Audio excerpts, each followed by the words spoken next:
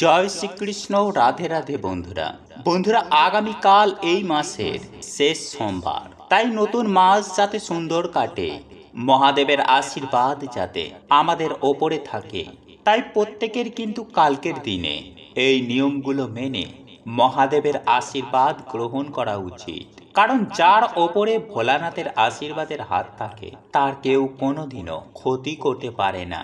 কারণ দেবতাদেরও যিনি দেব তিনিই হলেন মহাদেব।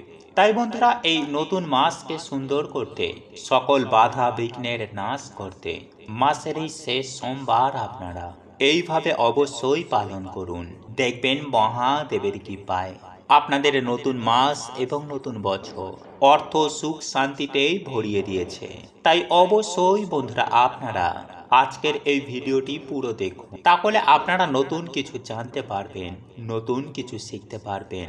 তাই চলুন বন্ধুরা, এইবার আমরা জেনে নিই যে এই মহা সোমবারে আপনারা ভগবান শিবকে কি অর্পণ করবেন। নাম্বার 1, গোলাপ। বন্ধুরা, ভগবান শিবের অত্যন্ত প্রিয় ফুলগুলির মধ্যে এই গোলাপ অন্যতম। তাই যদি বন্ধুরা আপনারা এই মাসে ভগবান শিবের নামে বা ভগবান শিবকে যদি আপনারা এই গোলাপ ফুল অর্পণ করতে পারেন, তাহলে বন্ধুরা আপনাদের প্রেম সম্বন্ধ ও ধন সম্পত্তিতে বন্ধুরা আপনারা সফলতা প্রাপ্ত করবেন। এছাড়াও বন্ধুরা, যদি আমরা এই মাসে ভগবান শিবকে যদি এই ফুল অর্পণ করতে পারি, তাহলে বন্ধুরা আমরা সুস্থ শরীর ও অভিশাপ থেকেও আমরা এই মাসে মুক্তি পেয়ে যাই। নাম্বার 2, বেল ফুল। বন্ধুরা, এই মাসেই দেবাদিদেব মহাদেবকে বেল ফুল অর্পণ করলে যে মনোবাসনা কিছুতেই আমাদের পূর্ণ হচ্ছে না, তা দেবাদিদেব মহাদেবের কৃপায় খুব তাড়াতাড়ি পূর্ণ হয়ে যায় এবং জীবন থেকে নানান রকমের বাধা বিপত্তি এতে নাশ হয়। নাম্বার 3, বন্ধুরা, যদি আপনাদের জীবনে বিভিন্ন রকমের বাধা বিপত্তি লেগেই রয়েছে, কোনো কাজেতে আপনারা সফলতা প্রাপ্ত করতে পারছেন না, তাহলে বন্ধুরা আপনারা এই মাসে শিবলিঙ্গে চামেলি ফুল অর্পণ করুন। তাহলে বন্ধুরা আপনারা এই সমস্যা থেকে সুনিশ্চিতভাবেই বেরিয়ে আসতে পারবেন। নাম্বার 4, ধুতুরা ফুল। বন্ধুরা, শিব পুরাণ অনুসার ধুতুরা ফুল ও ধুতুরা ফল দেবাদিদেব মহাদেবের অত্যন্তই প্রিয়। তাই এই ফুল ও ফল ছাড়া ভগবান শিবের পুজো অসম্পূর্ণ। তাই যদি বন্ধুরা আপনারা এই দিন যে মনোবাসনা নিয়ে এগুলি শিবলিঙ্গে অর্পণ করবেন, তা ভগবান শিবের আশীর্বাদে খুব তাড়াতাড়ি পূর্ণ হবে। তাই তো বন্ধুরা এই মাসকে মনোবাসনা পূর্ণের মাস বলা হয়। নাম্বার 5, আকন্দ ফুল। বন্ধুরা, জ্যোতিষশাস্ত্র অনুসার এই আকন্দ ফুল ভগবান শিবের খুবই প্রিয়। এছাড়াও নীলকণ্ঠ, পদ্ম ও নীলকমল ভগবান শিবের খুবই প্রিয়। কিন্তু বন্ধুরা আপনারা কেতকী ও কেওড়া ফুল শিবলিঙ্গে ভুলেও অর্পণ করবেন না। বন্ধুরা, এই পূর্ণ পবিত্র মাসে আপনারা একবার হলেও স্মরণ করুন ভগবান শিবের এই অচূক মন্ত্র, যাকেই শিব গায়ত্রী মন্ত্র বলা হয়।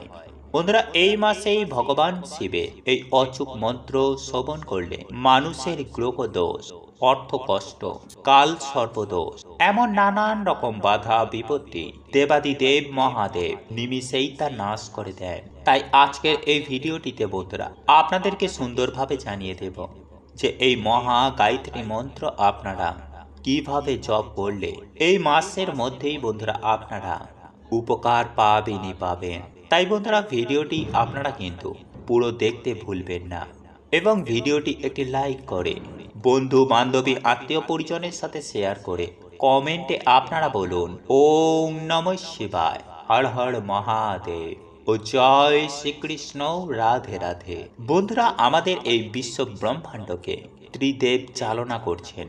ভগবান বিষ্ণু এই বিশ্ব ব্রহ্মাণ্ডের পালন কর্তা, ভগবান ব্রহ্মদেব এই ব্রহ্মাণ্ডের সৃষ্টিকর্তা, আর দেবাদিদেব মহাদেব এই সৃষ্টির ধ্বংসকর্তা।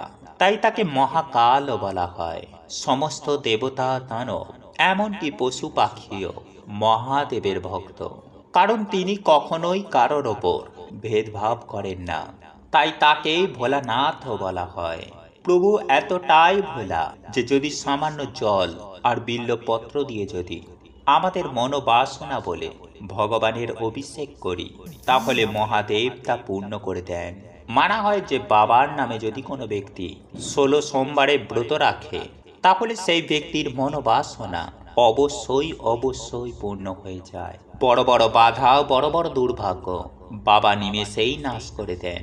কিন্তু যারা বন্ধুরা আপনারা এই 16 সোমবারে ব্রত রাখতে পারছেন না, তারা এই মাসে অবশ্যই কিন্তু একদিন হলেও একটিবার ব্রত রাখুন। এতে নিজেরাই বন্ধুরা আপনারা দেখবেন কি চমৎকারটা আপনাদের সাথে ঘটছে।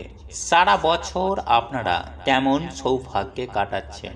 তাই যেই দিন বন্ধুরা আপনারা এই ব্রত রাখবেন সেই দিন অবশ্যই কিন্তু আপনারা ব্রহ্ম মুহূর্তে ঘুম থেকে উঠুন।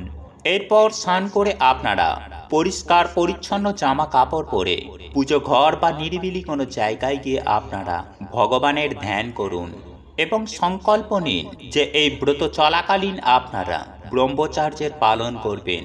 তারপর ধ্যান হয়ে যাবার পর আপনারা বাড়িতে বা মন্দিরে ভগবান শিবের পুজো বা রুদ্রা অভিষেক করুন।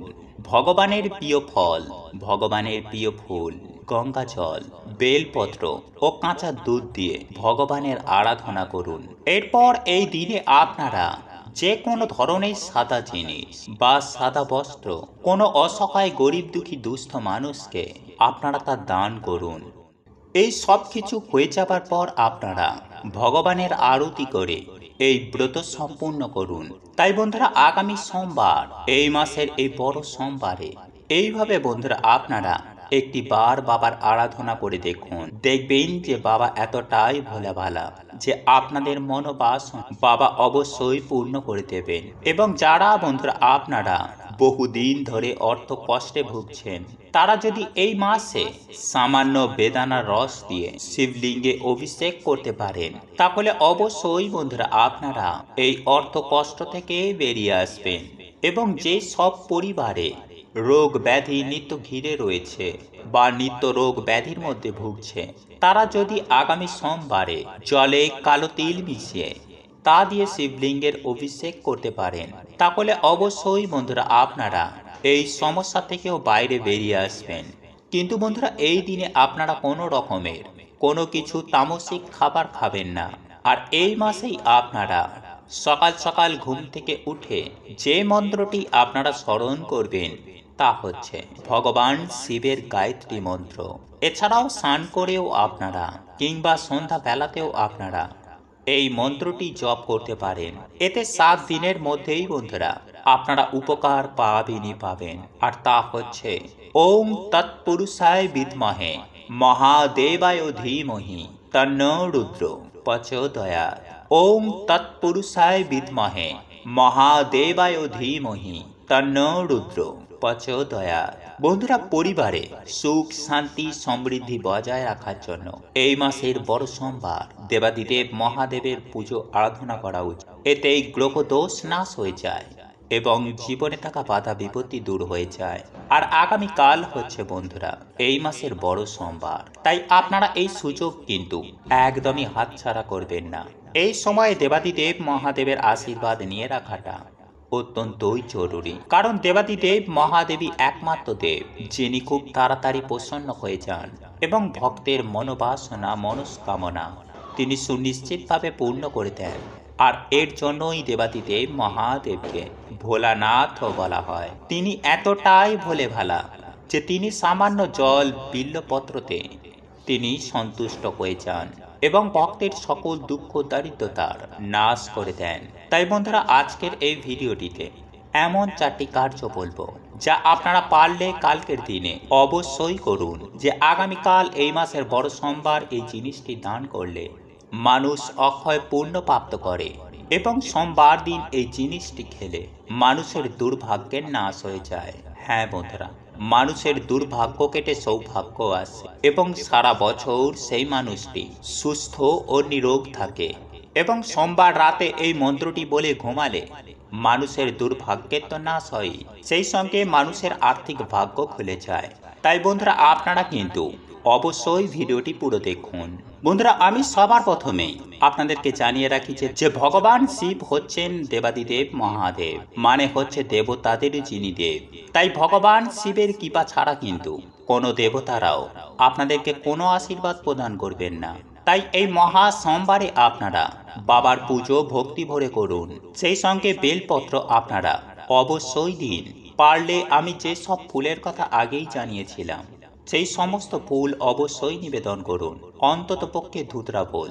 এবং উত্তর দিকে মুখ করে আপনারা বাবার পুজো অর্চনা করবেন। এবং এই দিন উত্তর বা পূর্ব দিকে আপনারা একটি ঘিয়ের প্রদীপ জ্বালিয়ে ওম নমঃ শিবায় মন্ত্র জপ করে আপনারা বারবার বাবাকে বলবেন, বাবা তোমার কৃপা আমাদের ওপর সদয় বজায় রেখো। আমার জীবন থেকে সকল প্রকার দুঃখ দরিদ্রতা তুমি হরণ করে নাও। তোমার এই সন্তানকে তুমি অর্থ মান সম্পত্তি সব কিছু প্রদান করো। নাম্বার 2, বন্ধুরা পুজো তখনই সম্পূর্ণ হয় যখন পুজোর পর দান করা হয়।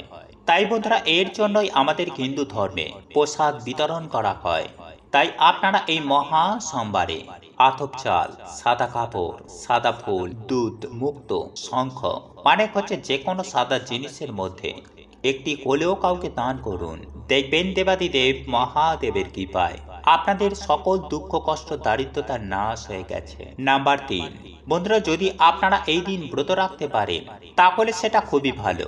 তাই আপনারা এই দিন রাতের বেলায় ভগবান দেবাদিদেব মহাদেবের নাম নিয়ে আতপ চাল, মুগ ডাল, আলু, ঘি এছাড়াও বিভিন্ন রকম সবজি দিয়ে আপনারা একটি ভগবানের ভোগের মতন প্রসাদ রান্না করবেন। এবং সেই প্রসাদটি আপনারা তামা অথবা পিতলের পাত্রে রান্না করবেন। এবং তারপর সেই প্রসাদ আপনারা ভগবান শিবকে স্মরণ করে মাতা অন্নপূর্ণাকে প্রণাম করে তারপর সেটিকে সকলে মিলে গ্রহণ করুন।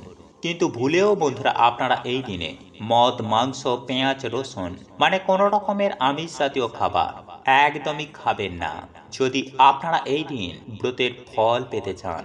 এছাড়াও বন্ধুরা যদি আপনারা এই দিন সামান্য হলেও শ্রীফল অর্থাৎ যাকে আপনারা নারকেল বলেন তা গ্রহণ করুন। এতেই বন্ধুরা মানুষের আর্থিক ভাগ্য খুলে যায়।